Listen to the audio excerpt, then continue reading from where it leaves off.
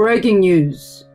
I was watching the news on TV when the screen suddenly changed. No way!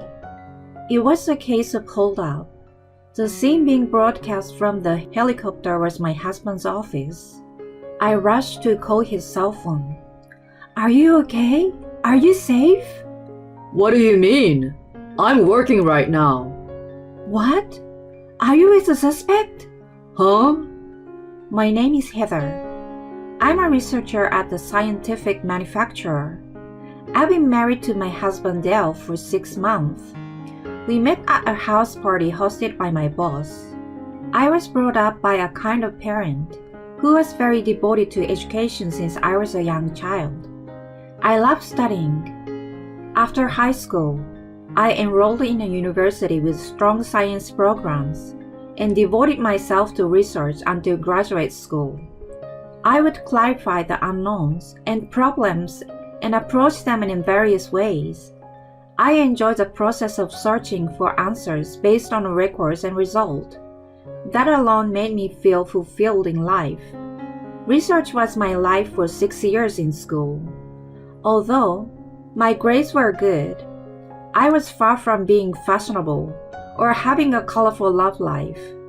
I told Pam, my boss at work. She told me to broaden my horizon by getting involved in things other than research. Hence, our party was organized.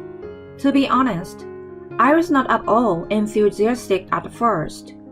I had been to a house party once when I was a student, at the request of a colleague at my part-time job. It turned out to be a horrible experience for me. I only remember that I was teased and called a nerd or geek just because I was a science major.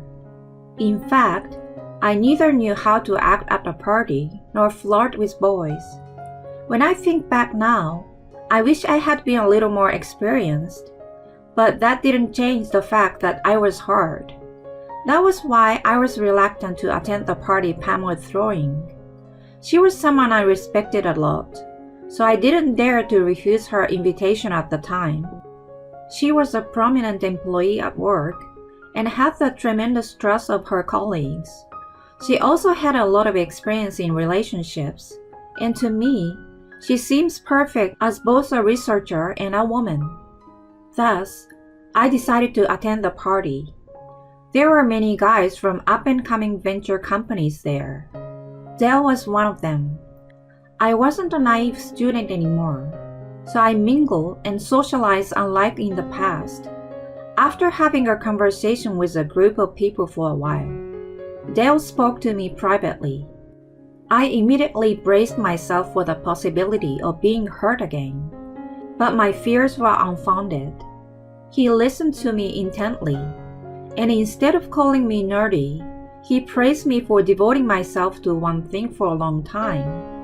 It was the first time anyone had ever said such a thing to me, and I was instantly attracted to him. We went out for a few years and then got married. We were in our honeymoon period for about 6 months. Then, his attitude began to change. When we first started living together, he was eager to help me with the chores and showered me with his love and appreciation. After a while, he stopped doing any of it. He worked so much overtime and on weekends that we didn't even have quality time together. I understood that being a startup venture, he must have been quite busy. I also thought that men normally dislike doing chores, so I didn't mind so much about it. However, when he started coming home smelling of alcohol and a woman's perfume, I began to worry a little. One day, I couldn't bear the feelings of loneliness and anxiety about him cheating on me, so I asked him directly, you have been coming home late these days. I want to spend a little more time with you. You often come home smelling of alcohol and perfume, but you're not cheating on me, are you?" He was changing his clothes from work and started yelling at me with a grimace. "It's a very important time to build a relationship with my clients for the company's success right now. I've been taken to places I don't even want to go and forced to drink. This is a part of my job, but you accuse me of cheating while I'm working so hard. Have you lost your compassion after studying too much? You're an unfit wife. Shame on you. I didn't expect him to be so upset. I assumed he must have been under a lot of pressure, and my lack of consideration had made him angry.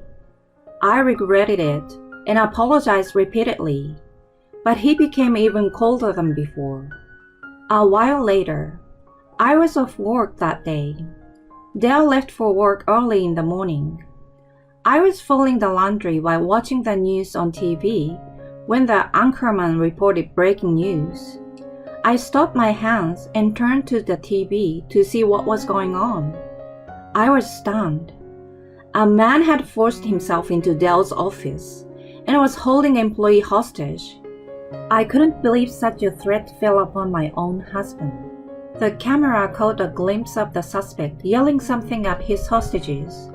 Worried about Dale's safety, I immediately called his cell phone. The ringing continued several times, then I heard his voice. "Honey, where are you? Are you okay?" There was a short pause. What do you mean? I'm working at the office. It couldn't have been possible. Right at the time, his company was being televised for a hold-up case. I wondered if he was being told what to say by the suspect. I fearfully asked him, "Is the suspect next to you right now?" I heard him let out, "Huh?" like an idiot. It was only for a moment, and he immediately gathered himself. Oh, no. I'm working from a client's office. I'm okay. I just found out about it on the news. I'm sorry. I have to deal with it, so I gotta go. He hung up the phone. I sensed something strange. Even though he was at his client's office, I wondered if it was possible for him to find out later than I did. If he was in the middle of a meeting, it would have been impossible for him to take my call. If he was on the way back to his office, it was strange to say that he was working there. It was a major case of hold-up with hostages.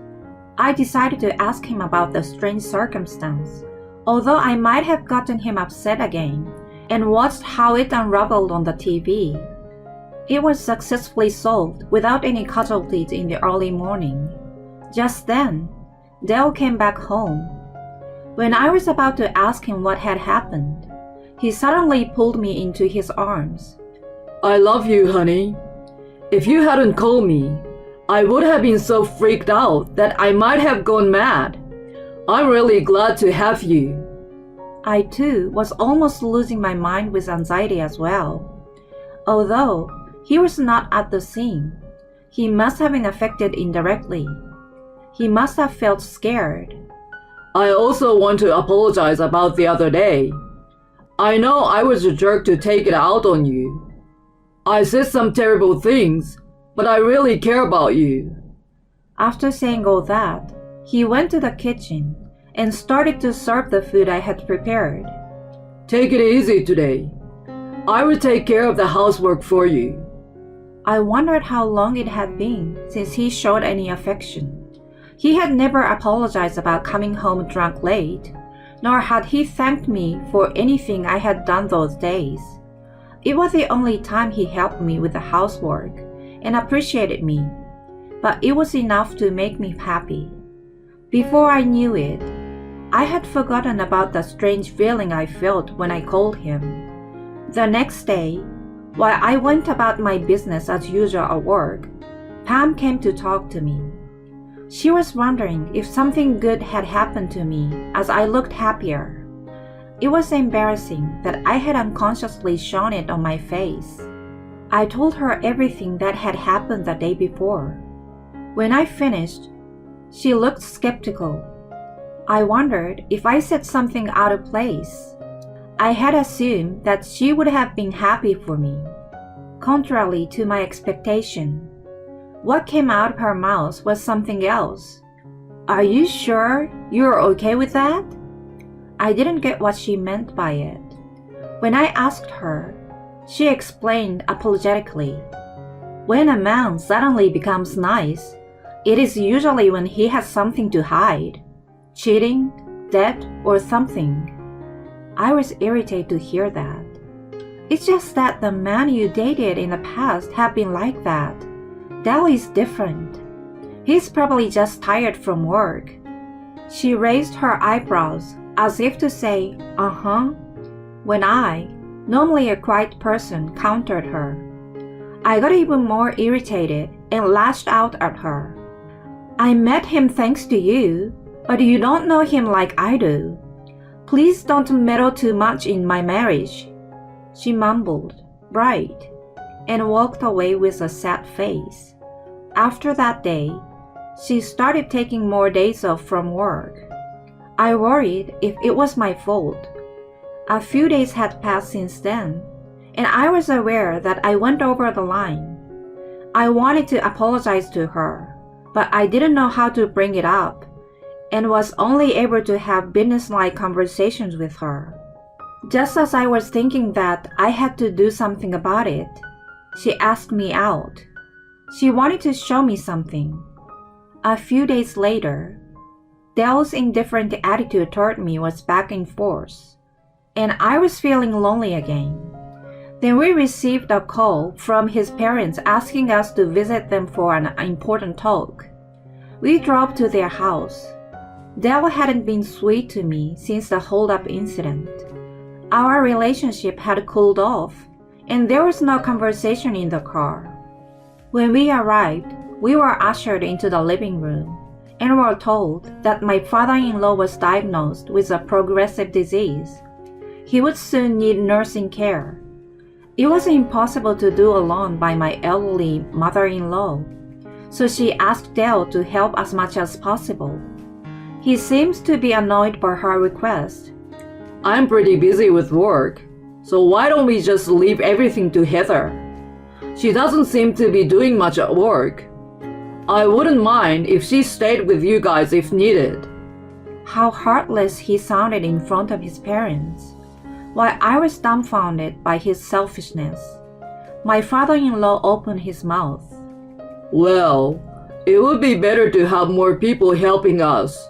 But aren't you quite busy at work right now, Heather?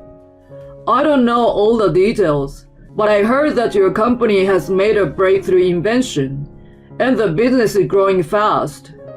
You know about that, don't you? Dale glared at me. What my father-in-law said was true.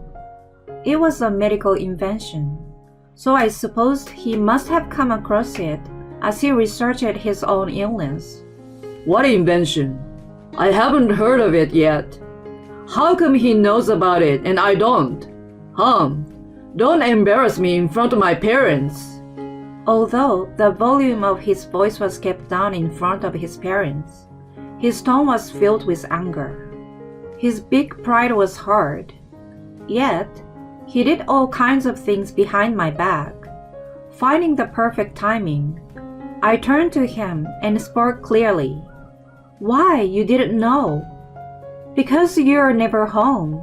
You don't care about spending time with me. And you were cheating around. My in-laws were absolutely mortified at the unexpected turn of events. Don't talk nonsense. Not only are you embarrassing me, but you are also making a stupid joke in front of my parents. It would have been much better if it had been just a stupid joke. Can you still justify your wrongdoing?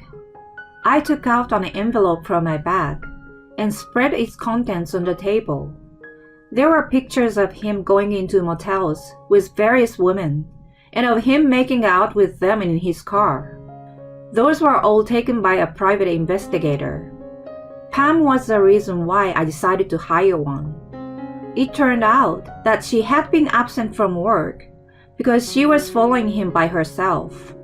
As a result, she discovered him entering a motel with a woman other than me and filmed the moment with her phone. She showed it to me. It would be a lie if I said I didn't think what terrible news she brought upon me at that time. She told me that she was deeply suspicious of him and that she didn't want to see me being deceived by him. If there was nothing suspicious, she would have told me everything and apologized, and at worst, she expected me to condemn her. Since I had seen irrefutable evidence, I could no longer escape from reality. I decided to thoroughly investigate his affair and hired a professional investigator. According to the investigation, he was having multiple partners and even complained about me to them. My wife has no feminine charms. I married her thinking she could at least be a housekeeper, but all she can do is research. She doesn't know how to please a man at all. Compared to her, you are amazing. He bad-mouthed me. By the way, how did I know that? One of his partners was not serious about him and sold him for a little gift. His parents were so shocked that they were in tears as soon as I mentioned the divorce and alimony. Wait, that's not true. He started to make excuses and pleaded with me to forgive him. I just gave in to temptations. You know, I had been drinking, so I wasn't thinking straight when they made a move on me. The only person I really love is you. You are smarter than me, so you can see that, right? What nonsense. He totally underestimated me. He must have been playing with many women like me by whispering sweet words to them. He enjoyed it enough, and it was time to pay the bill. I'm neither your housekeeper nor your servant. Go back to your amazing woman, who knows how to please a man for your comfort. That is, if she's still interested in you. When I finished saying what I wanted to say, I left him behind with his parents. Later on, Dale was sacked after the embezzlement of his entertainment budget came to light. His mistresses were all bimbos, who were just after his money. Once he became a tight wallet, they all disappeared one by one. He moved back in with his parents after losing his job. They agreed to help him with some of the alimony on the condition that he worked at the nearby factory and looked after his father at night. Life at home must be unbearable for him, who used to work only for money, booze, and women.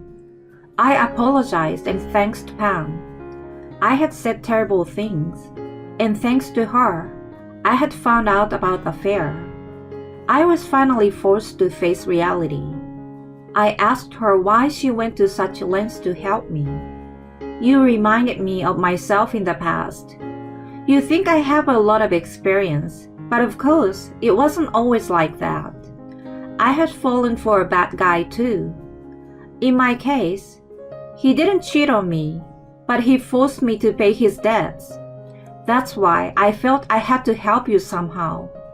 Don't thank me because it's all about self-satisfaction in the end. I feel deeper respect and affection toward her now. Since then, she has taught me makeup and fashion. I'm trying to be more cautious about other things besides research. Don't mean to brag, but I think I look much better now. When I go out for drinks with Pam, it's not uncommon for me to get picked up. I see this as a good opportunity and training my eyes for a better man. Whether it is research or romance, broadening my perspective would lead to a better result.